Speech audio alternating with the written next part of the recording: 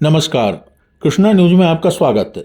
कलयुग सोने में रहता है। आचार्य श्री गोविंद नारायण द्विवेदी। राजा परीक्षित और कलयुग प्रसंग सुनकर भाव विभोर हो गए श्रोता। समाचार विस्तार से।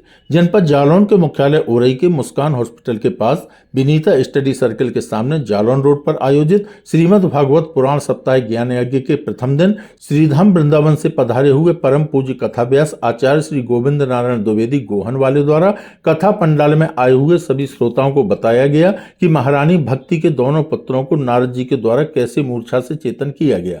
उन्होंने कहा कि कलयुग में भगवान की भक्ति के अलावा संसार सागर से पार होने वाला कोई भी अवलंब नहीं है। भक्ति के माध्यम से व्यक्ति भगवान को भी प्राप्त कर लेता है, जैसे सबरी, संत तुकाराम, नरसी भगत, मीराबाई, सदन कसाई और भक्तों का भी उदाहरण दिया। इसके अलावा धुंधकारी व गोकर्ण की कथा को सुनाकर बताया कि पुत्रों में अच्छे संस्कार हों तो वह गोकर्ण जैसे जीवन जीते हैं और कुसंगति और दुराचरण से धुंधकारी जैसे पुत्र हो जाते हैं। समाज को गोकर्ण जैसे भक्तों की आवश्यकता है जो सदाचारी जीवन जिएं और दूसरों को भी सदाचारी जीवन जीने की प्रेरणा दें।